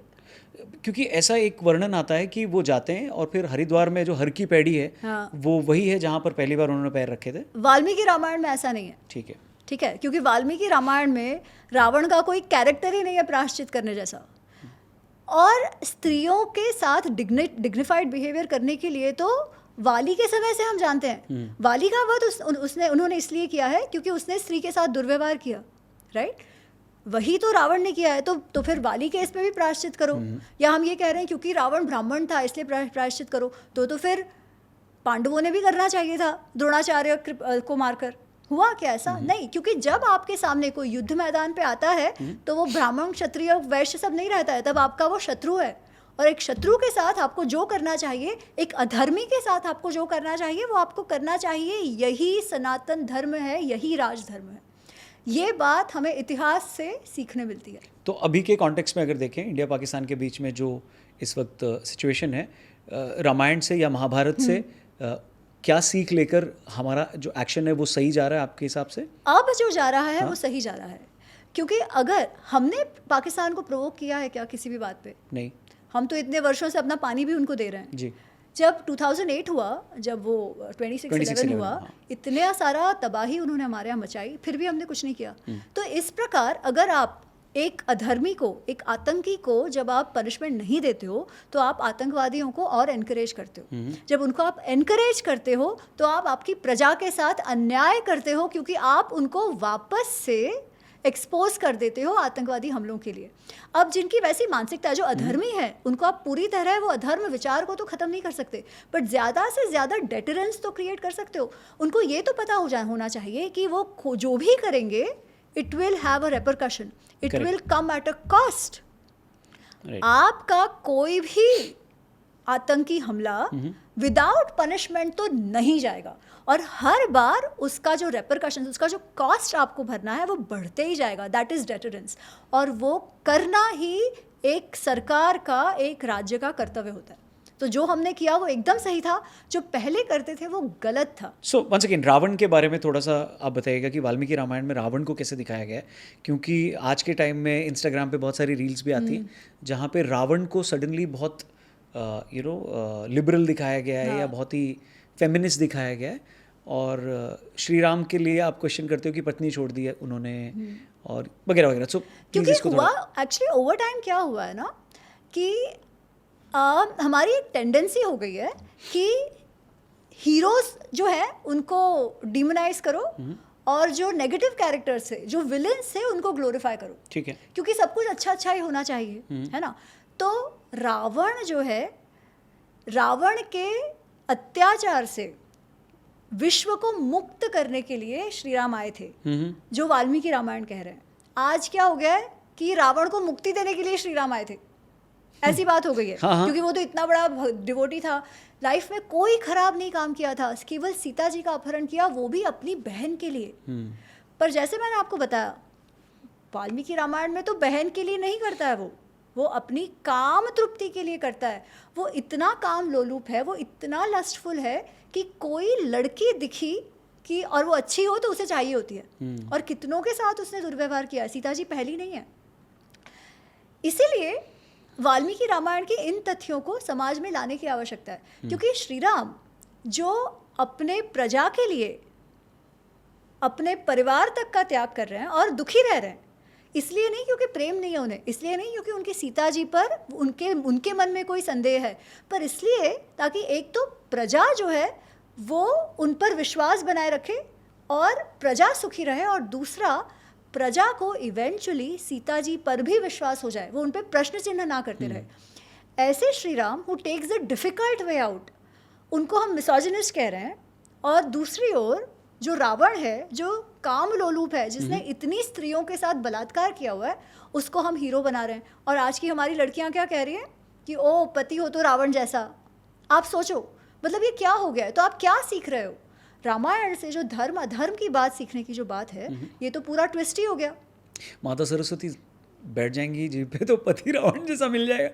उनको तो यही लग रहा है ना, वो पहला फेमिनिस्ट है। और ये क्यों? अच्छा, उसमें उनका कोई दोष नहीं है ना, कहानियां ही वैसे बताई जाती है, सारा वाइट वॉश करके बता दिया जाता है। ये वाइट वॉश कहाँ से चालू हुआ? आपको क्या लगता है कौन से पीरियड से चालू हुआ होगा? मुझे लगता है ऑनेस्टली शायद जब शुरू हुआ तब भाव वैसा नहीं रहा होगा, क्योंकि रावण की भक्ति को ओवर टाइम ग्लोरीफाई करा गया है। इवन मानस में रावण की भक्ति को इतना ग्लोरीफाई नहीं किया है। ठीक है, मानस में भी Ravana is a dark character. तो रावण एक बहुत बड़ा शिव भक्त था, ये रावण शिव भक्त है, ये वाल्मीकि रामायण में भी आता है। पर रावण की शिव भक्ति भी जबरदस्ती वाली है, not the way we understand it. Ego वाली है, ईगो वाली है। और वो भी पहले तो वो को अयम शिव ऐसे कहता है कि कौन है ये शिव, जब उसे कैलाश में जाना है और नंदी उनको रोकते हैं कि भाई तुम नहीं जा सकते, ये शिव जी का क्रीड़ा स्थल है। तो बोलता है को अयम शिव, ये शिव कौन है, मैं दिखाता हूँ तुम्हारे शिव को।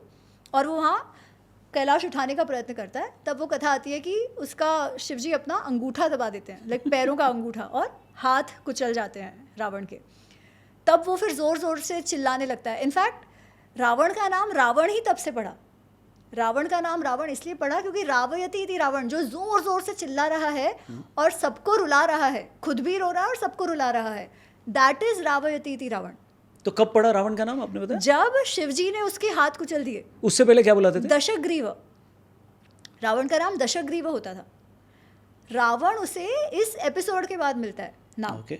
और उस समय फिर जब उसका हाथ कुचला जा चुका है और वो बहुत ही दर्द में है, तब उसके मंत्री कहते हैं कि अरे आप शिवजी को प्रार्थना करो, वो ही आपको इस कष्ट से मुक्ति दिला सकते हैं. तो फिर वो शिवजी की आराधना करने लगता है.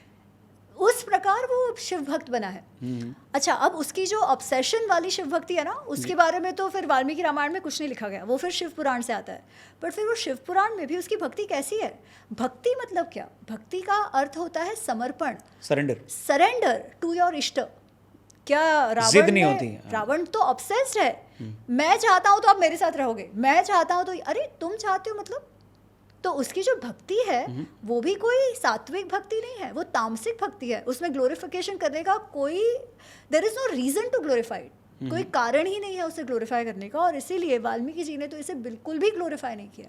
एक शायद सीन भी आता है, मैं हो सकता है मुझे बहुत ब्लीक सा याद है, जिसमें एक डायलॉग होता है शायद माँ पार्वती और भोलेनाथ के बीच, कि श्री राम को अगर रावण से लड़ना है और युद्ध जीतना है तो क्योंकि रावण भी मेरा भक्त है, ऐसे भगवान शिव कहते हैं, तो राम को भी शिव की आराधना करनी पड़ेगी.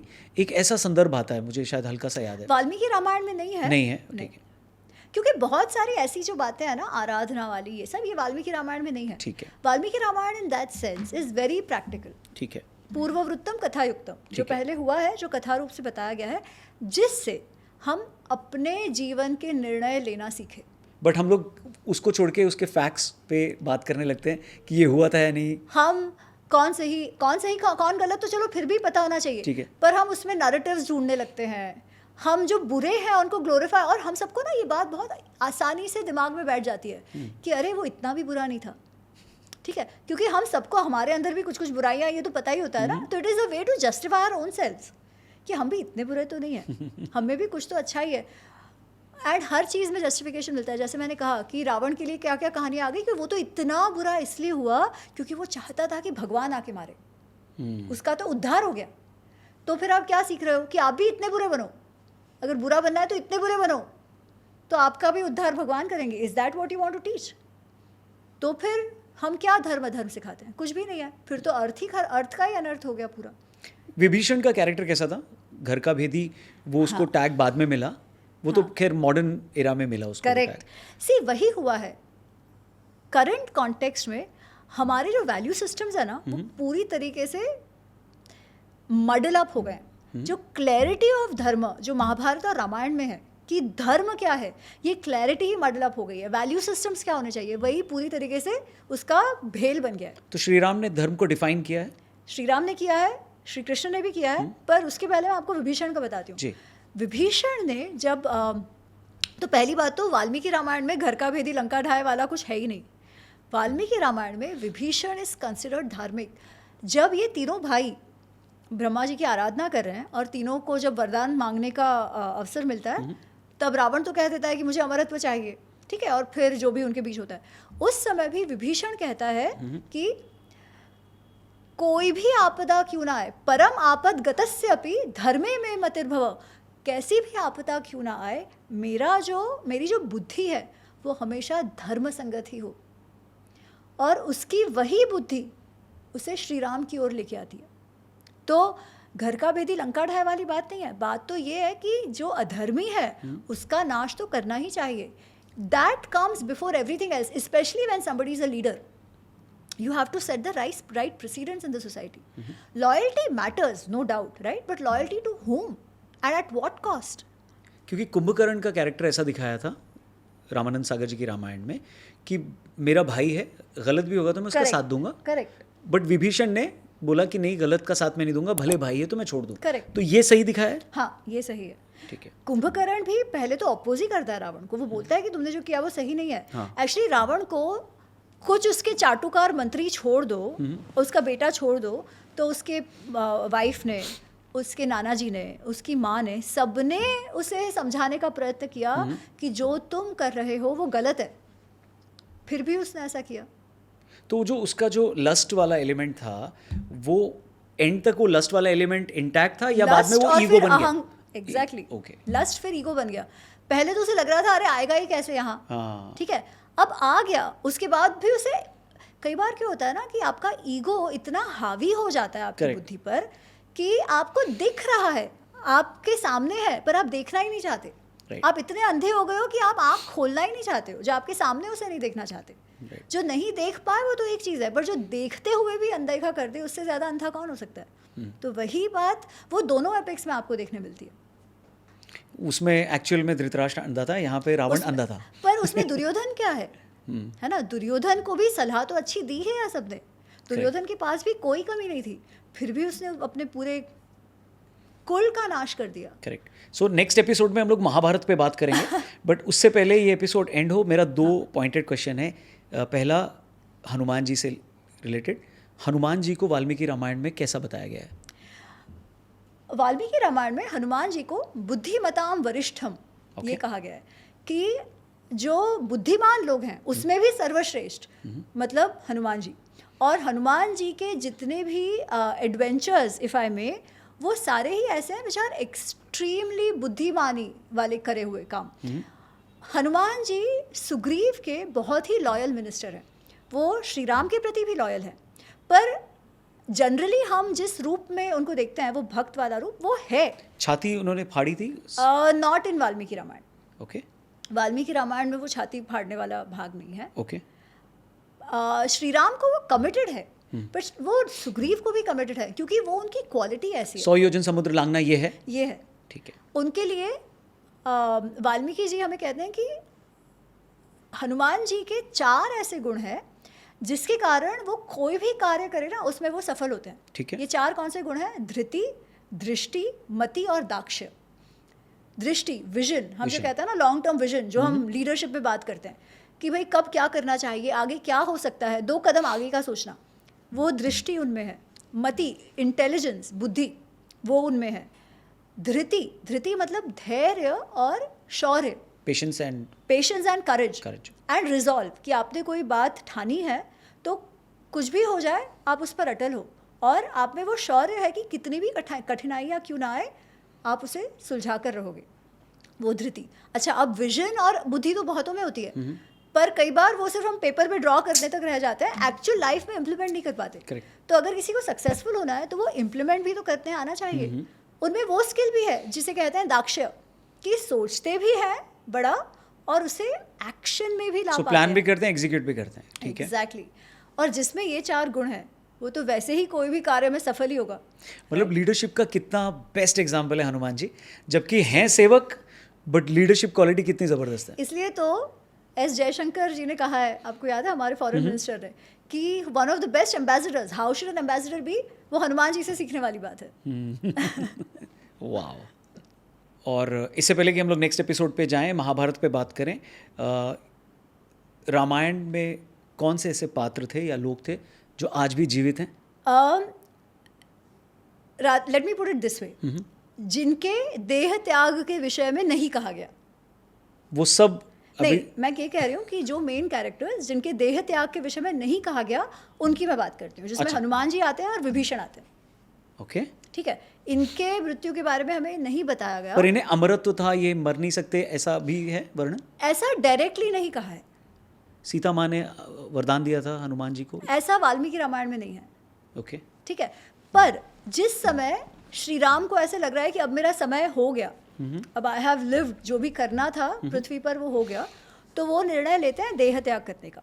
जब वो देह त्याग करने का निर्णय लेते हैं तो लक्ष्मण जी तो उसके पहले ही देह त्याग कर चुके हैं, भरत, शत्रुघ्न, उनके जो भी हैं वो भी उनके साथ देह त्याग का निर्णय लेते हैं, सुग्रीव भी लेते हैं, और उस समय विभीषण और हनुमान जी भी वहाँ पर आए हैं। तो हनुमान जी को श्री राम कहते हैं कि तुम मत करो, तुम यहीं रहो और तुम रामायण का प्रचार करो। तो वो उनको कहा गया है। तो हाँ, हम ये कह सकते हैं कि आज भी जहाँ जहाँ राम तत्व है वहाँ हनुमान तत्व तो है ही है। तो ये उनको कर्तव्य दिया गया था। मतलब आज भी कहते हैं कि जहाँ राम कथा होती है हनुमान जी आते हैं। करेक्ट। और ये श्रद्धा की बात है और इसमें मानने में कोई हर्ज नहीं है। मैं केवल इतना कहूँगी कि हनुमान जी का जो भक्त रूप हम देखते हैं वो तो सुंदर है, अच्छा ही है, परंतु हनुमान जी का जो कार्य साधक रूप है, जो एम्बेसडर रूप है, जो बुद्धिमानी वाला रूप है, जिस प्रकार सुंदर कांड में वो अपना बुद्धि का प्रयोग करते हैं, वो जानना भी अत्यंत आवश्यक है। बिकॉज भक्ति तो महत्वपूर्ण है, पर रियल लाइफ में लीडर को कैसा होना चाहिए, काम कैसा करना चाहिए, वो भी हम हनुमान जी से सीख पाते हैं। तो आज के टाइम में ऐसा कोई एविडेंस है जहाँ से ये पता लग सके कि हनुमान जी और विभीषण जीवित हैं या कहीं देखे गए हैं? कभी आपने कोई ऐसा किस्सा सुना है? मैं उसमें ज़्यादा रस नहीं लेती। ओके। क्योंकि मेरे लिए जो वाल्मीकि जी ने कहा है और जो उससे सीखने का है, that is enough for me to believe that these were great people and I have lots to learn from them. उसके बाद आज है नहीं है, उससे मुझे कोई फर्क नहीं पड़ता। ठीक है। हनुमान जी मंकी रूप में थे, वानर रूप में थे? ये वानर का जो डिस्क्रिप्शन वाल्मीकि जी देते हैं वो है वानरः वनचारिणः। वानर मतलब वो जो वन में विचरते थे। ठीक है। ठीक है। अब उनका जो फिजिकल डिस्क्रिप्शन है उसमें तो वो थोड़ा सा कपी वाला है कि वो पूंछ उनको है, परंतु उनकी जो भाषा है, जैसे हनुमान जी को तो बहुत क्लियरली ये बताया गया है कि उनको संस्कृत आती है। अच्छा। ठीक है। अब कौन से मंकी को संस्कृत आती है? ठीक है।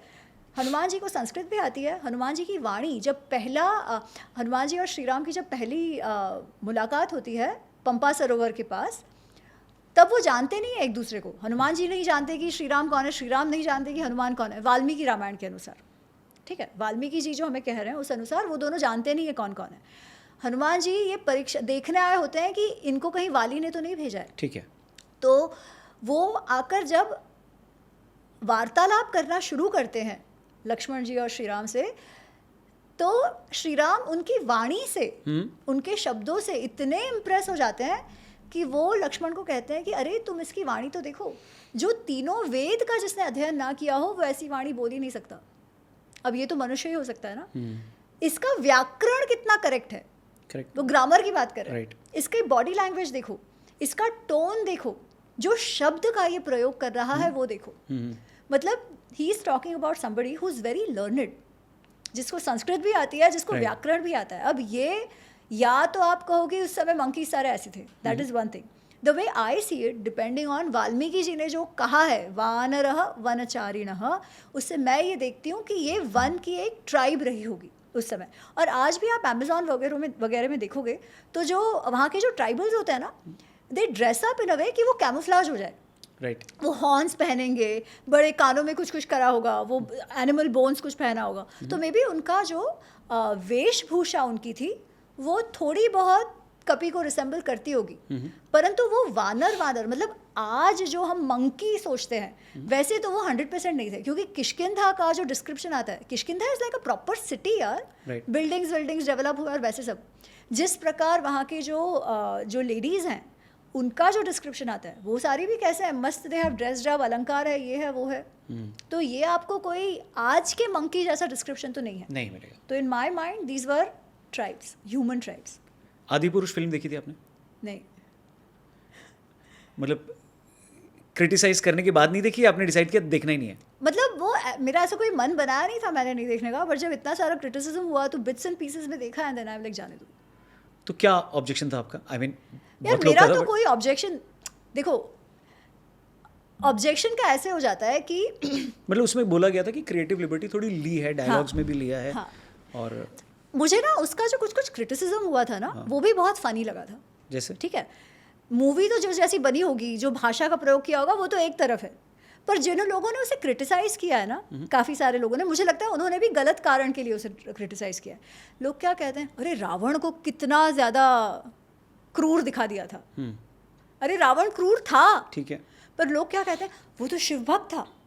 अच्छा, इसमें दिखाया है, फर्स्ट शॉट यही है कि वो शिव की भक्ति में शिव भक्त सैफ अली खान बैठे हुए हैं, पर वो क्रूर भी तो दिखाया है ना, वो ऐसे विलेन दिखाया है, right. But people were not able to accept it, क्योंकि उनके मन में क्या है कि रावण ने तो केवल एक ही पाप किया था, सीता जी को किडनैप करने का, वरना तो वो एकदम अच्छा था, right? So they couldn't accept the fact that Ravana was shown as a dark character which he was, right? पहली बात वो। दूसरी बात, उनको किससे प्रॉब्लम था कि प्रभास को कितना मैनली दिखाया है, ऐसे गुस्से वाला, गुस्सा दिखा रहा है, एक्सप्रेशंस दिखा रहा है, जबकि श्री राम को तो ऐसा कुछ था ही नहीं। अब मैंने शुरुआत में ही आपसे कहा कि श्री राम का जो एक्चुअल फिजिकल स्ट्रक्चर है वो शायद प्रभास से ज़्यादा मिलता जुलता होगा, एक बात तो वो। और दूसरा, श्री राम अरुण गोविल जी जैसे एक्सप्रेशनलेस नहीं थे। श्री राम ने तो हर समय अपने एक्सप्रेशंस, अपने इमोशंस को दिखाया है, अनुभव भी किया है और दिखाया भी है, एक्सप्रेस भी किया है। पर जब भी निर्णय लेने का समय आता है तो निर्णय फिर भी उन्होंने इक्वानिमस होके लिया है, स्थित प्रज्ञ होके लिया है, सारे इमोशंस का अनुभव करते हुए भी, and that is what makes him so great.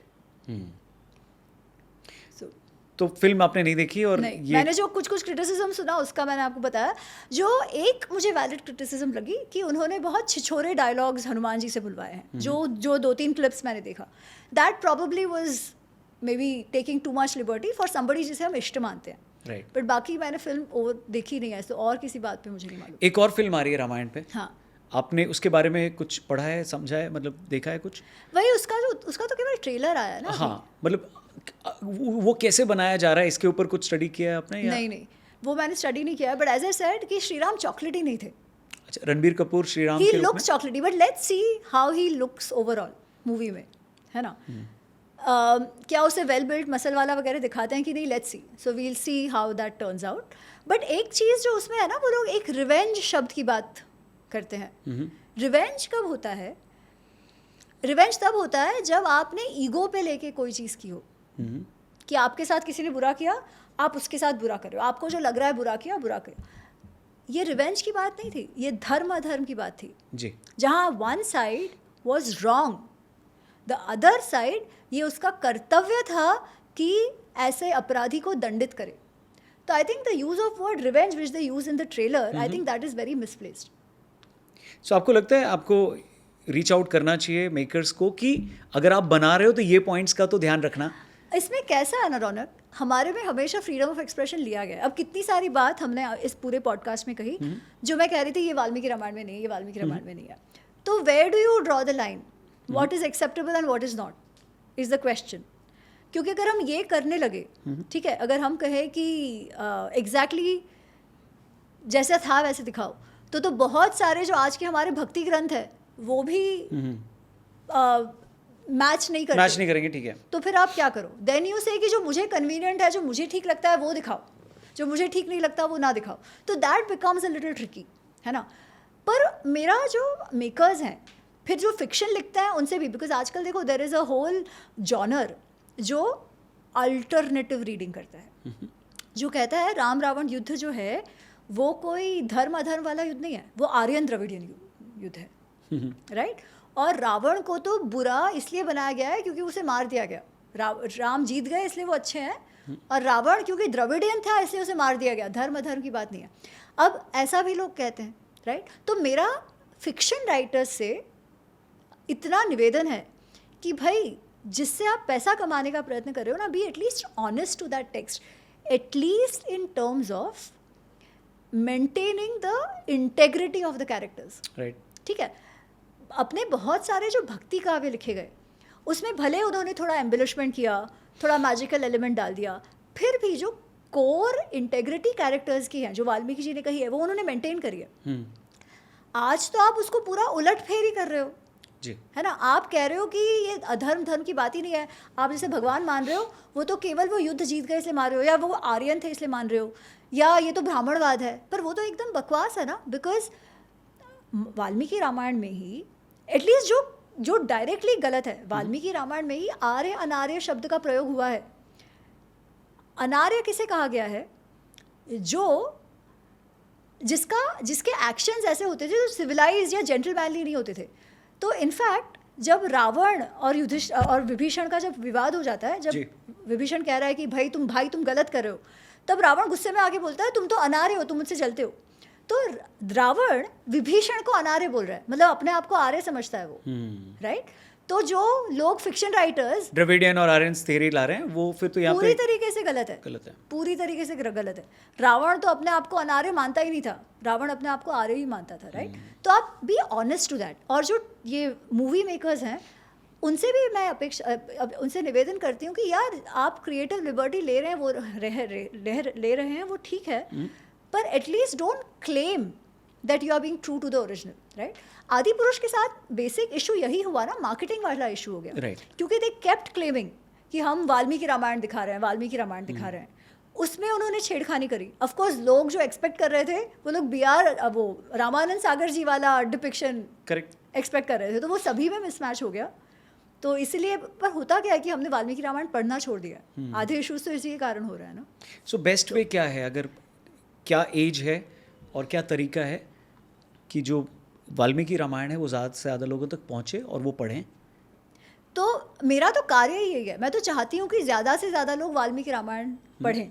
अब उसी के लिए आपको पूरा वाल्मीकि रामायण जो 3 वॉल्यूम्स में गीता प्रेस का है, जिसमें संस्कृत और हिंदी है, अगर वो आप ना पढ़ पाओ, हिंदी नहीं पढ़ना है, तो आप इंग्लिश में विवेक देबरॉय जी का पूरा 3 पार्ट्स का वॉल्यूम पढ़ो, वो भी टू मच है। तो आप रामायण अनरावल्ड पढ़िए, जिसमें आपको एटलीस्ट सार तो मिल जाएगा। क्योंकि जो रामायण अनरावल्ड या रामायण का अनावरण, ये जो मेरी पुस्तकें हैं, इसमें मैंने बहुत क्लियरली कहा है कि इसमें मेरा इमेजिनेशन, मेरा रीटेलिंग्स ऐसा कुछ नहीं है।